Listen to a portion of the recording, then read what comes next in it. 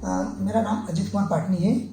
मैं वर्तमान में स्टेट बैंक ऑफ इंडिया में एज ए मैनेजर के रूप में कार्यरत हूँ। मैं इस संस्था में 2000 आई थिंक 1983 से हूँ। 1983 जनवरी से जब ज्वाइन किया था, उसके बाद से लेकर आज 38 साल हो चुके हैं और मैं इस संस्था में एज ए मैनेजर पद पर पहुँचा हूँ। मैंने स्टार्ट जब किया था उस समय मैं एज ए एसोसिएट के रूप में था। हमारे परिवार में मैं, मेरी मिसेस, मेरा एक बेटा और एक बेटी हैं। मेरी मदर मेरे साथ हैं, क्योंकि मदर आई थिंक मेरे जब पापा ऑफ हुए थे 1982 में, उसके बाद से हम लोग मदर के साथ थे। और परिवार हमारा जैसे कहना चाहिए कि मेरी 3-4 बहनें और हैं और एक भाई है छोटा। तो चारों बहनों की शादी हो चुकी है। एक भाई है छोटा, वो भी स्टेट बैंक ऑफ बड़ौदा में इस समय प्रेजेंट में सूरत में चीफ मैनेजर हैं, और वो भी आई थिंक उनकी भी मैरिज हो चुकी है। इस प्रकार करके हम 6 भाई बहन हैं। अपना कॉलेज लाइफ जयपुर से स्टार्ट किया था। कॉमर्स कॉलेज जयपुर का स्टूडेंट हूँ। 1982 में मैंने बीकॉम ऑनर्स किया था। उस समय मेरी पोजीशन 6th पोजीशन होल्डर थी राजस्थान यूनिवर्सिटी में। उसके बाद जब मैं सीए ज्वाइन करने के लिए गया, तो उसी आई थिंक मैंने 2 या 3 महीने सीए ज्वाइन करे होंगे। इसी बीच मेरे पापा की डेथ हो गई। डेथ होने के कारण से एक्चुअली पूरे परिवार की जिम्मेदारी ये सोच के आ गई कि छोटे भाई बहन थे और चारों बहनें छोटी और एक छोटा भाई था। आई थिंक हम 6 भाई बहन थे, इसमें से किसी की भी कोई मैरिज नहीं हुई थी और छोटा भाई उस समय 4 साल का था। और सभी बहन भाई पढ़ रहे थे और सब छोटी छोटी क्लासों में थे। उन सबको पढ़ाना, क्योंकि एक सबसे बड़ा मैं था और उस समय मेरी एज 19 साल की थी। तो इस चीज़ को देख के मैं अपने आप को हुआ था कि मैं अपने परिवार को कैसे संभाल पाऊँगा। मम्मी की एज उस समय मात्र 37 साल की थी। तो इस चीज़ को लेके हम लोग बड़े थोड़ा सा घबराए भी थे कि कैसे करेंगे, लेकिन ईश्वर की और उनके आशीर्वाद था, मेरे पापा का आशीर्वाद था कि हम लोग इस चीज़ को पूरी तरह से दूर करने में सफल हुए। इसके लिए हम लोगों ने सबसे पहले मैंने अपनी बैंक को ज्वाइन किया, इसलिए क्योंकि अगर मैं सीए करता तो उसमें हो सकता था कि मैं 3-4 साल 5 साल में सीए बनता नहीं बनता। तो उस चीज़ को लेकर मैंने अपनी सबसे पहले लाइफ स्टार्ट करनी चाहिए कि मैं कहाँ से इनकम अर्न करूँ और कहाँ से अपने भाई बहनों को पढ़ा सकूँ। जब मैंने अपने भाई बहनों को इसलिए स्टार्ट किया तो मैंने एक छोटी जगह प्रेस ज्वाइन करी, जो कि प्रतापगढ़ करके चित्तौड़ डिस्ट्रिक्ट में थी। वहाँ पे मैंने अपना जॉब चालू किया था एज ए बैंक सर्विस में, एज ए क्लरिकल के रूप में। उस समय मेरे स्टार्टिंग सैलरी थी 560 रुपये 90 पैसा।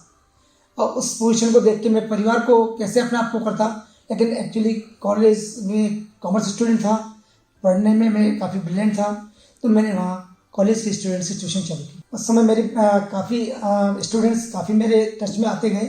कॉलेज के जो लेक्चर्स थे उन लोगों का काफ़ी सपोर्ट मिला। और जब मैंने धीरे धीरे स्टूडेंट्स को बढ़ाना चालू किया, तो पढ़ते हुए बच्चे भी काफ़ी मेरे से इम्प्रेसिव होते गए। और आई थिंक इस प्रकार करते हुए मेरे पास सुबह 6 से लेके 9 बजे तक बेच लेता था, शाम को वापस 6 से स्टार्ट करके 10 बजे तक बेच लेता था। इस प्रकार करके मेरे पास करीब आई थिंक 40 से 50 बच्चे पर मंथ हो रहे थे। और ऐसे बच्चे भी रहे जो काफ़ी गरीब थे, जिनको मैंने बिना कोई चार्ज लिए हुए पढ़ाया है।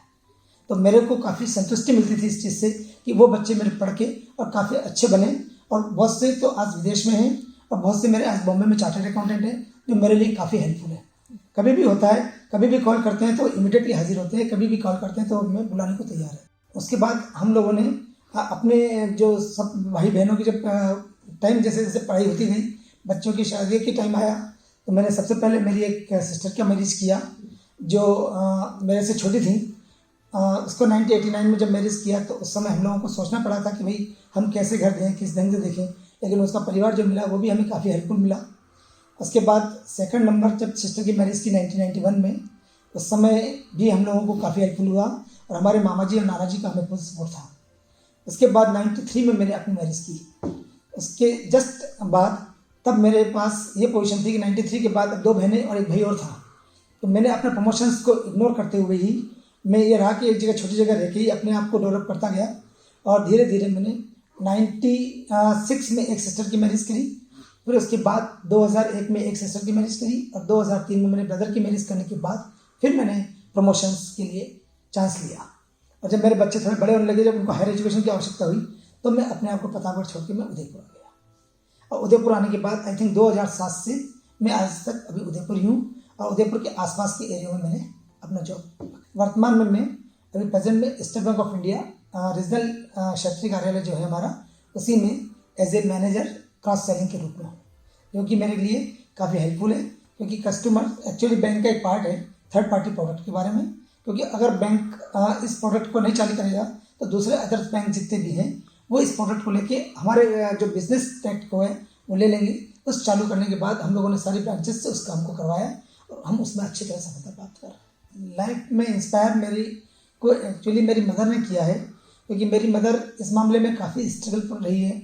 उन्होंने अपना काफ़ी कुछ जीवन जब देखा है कि जब मेरे पापा आई थिंक उस समय 45 की एज थी, जब वो ऑफ हो गए थे तो पूरे परिवार को संभालना उनकी बहुत ज़्यादा हो रही थी। तो उसी चीज़ को लेके मेरे को लगा कि देखो आज एक हमारी मम्मी इतने बड़े परिवार को लेकर चल रही हैं, तो हम लोगों ने उन्हीं से सब कुछ सीखा। आज के डेट में अगर कोई भी बंदा बैंकिंग इंडस्ट्री में आना चाहता है तो उसके लिए सबसे बड़ी बात है कि उसका एजुकेशन जो है वो बीकॉम या बीएससी या जो भी ग्रेजुएशन कोर्स है वो कंप्लीट हो फर्स्ट डिवीज़न से, और इसके अलावा उसमें आईक्यू लेवल्स अच्छा होना चाहिए, जिससे कि वो बैंकिंग नॉलेज को पकड़ सके।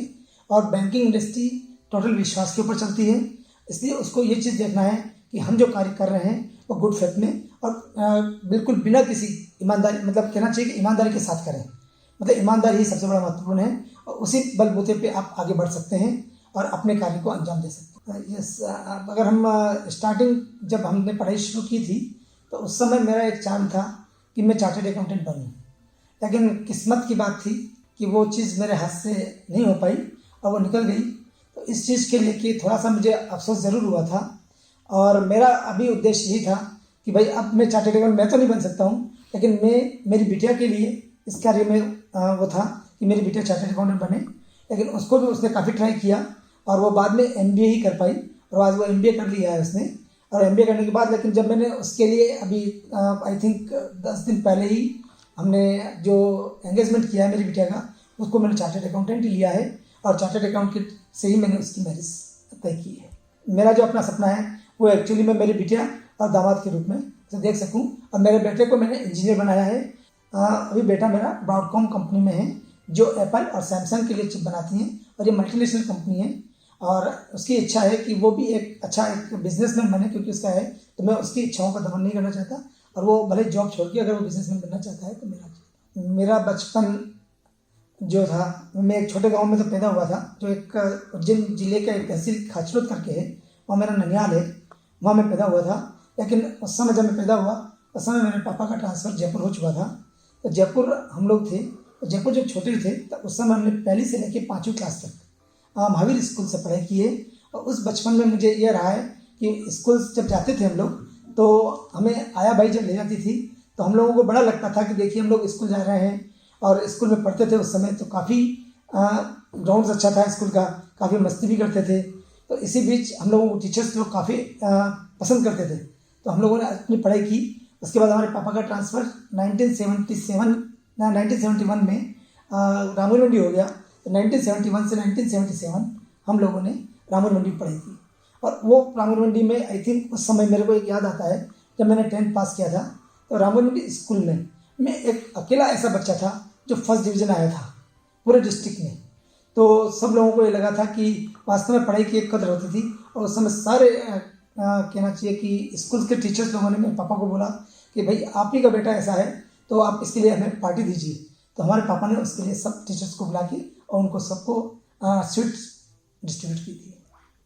तो वो चीज़ मुझे आज भी याद रहती है। एक्सपीरियंस भी आवश्यकता होती है, प्लस एजुकेशन अगर आपके पास है तो एक्सपीरियंस जब आप करते हैं काम तो एजुकेशन में आपकी पकड़ रहती है, तो पकड़ के कारण से आप एक्सपीरियंस में उस चीज़ में आगे बढ़ते रहते हैं। इसलिए एजुकेशन के साथ साथ एक्सपीरियंस जरूरी है। अभी प्रोफेशनल एजुकेशन में एक्चुअली अभी प्रोफेशनल्स में तो मैं प्रेजेंट में तो बैंक में हूँ, लेकिन इसके अलावा भी मैं एक लॉयंस क्लब है हमारा ओम संस्थान करके, उससे जुड़ा हुआ हूँ। उस संस्थान में हम लोग एक्चुअली सोशल एक्टिविटीज़ करते हैं, जिससे कि हम लोगों को दूसरों की हेल्प करना, उससे हमारे को संतुष्टि मिलती है।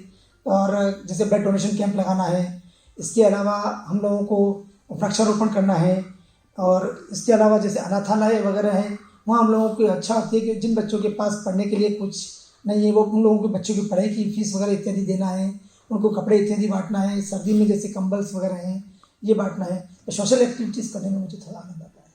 मैं चाहता हूँ कि आगे किसी ऐसे अच्छे NGO से जुड़ूँ जो सोशल एक्टिविटीज़ करता है, जिससे कि मैं अपने आप को रिटायरमेंट लाइफ में उनके साथ व्यतीत कर सकूँ। हम दिन भर तो वैसे बैंकिंग इंडस्ट्री है तो आप सोचिएगा कि 10 से लेकर और शाम को 7-8 बजे तक बिजी रहते हैं, लेकिन उसमें भी मैं अपना टाइम निकालता हूँ कि सुबह मॉर्निंग वॉक मेरा रहता है।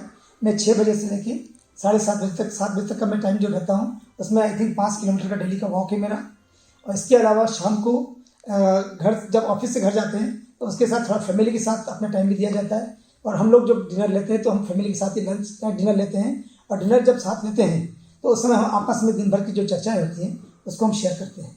इसके अलावा भी जो वीकेंड होता है सैटरडे या संडे उसमें हम लोग सोशल गतिविधियों में भाग लेते हैं। नहीं, हम लीडर नहीं समझते हैं, लेकिन हमने अपने आप को लीडर बनाया है, क्योंकि आगे की पोजीशन जो देखते हैं उसमें हम चाहते हैं कि हम कुछ भी काम करें तो उसके साथ साथ दूसरे लोगों को भी जोड़ें। और इससे हम लोगों को लगता है कि हम लीडर नहीं हैं, लेकिन हम लीडर बन सकते हैं और दूसरे लोगों को भी इसमें लीडर बना सकते हैं। थैंक यू सबको, क्योंकि अगर आपको मेरी कोई कहानी पसंद आई हो तो आप कृपया मुझे लाइक करें। जय हिंद, जय भारत, भारत देश महान।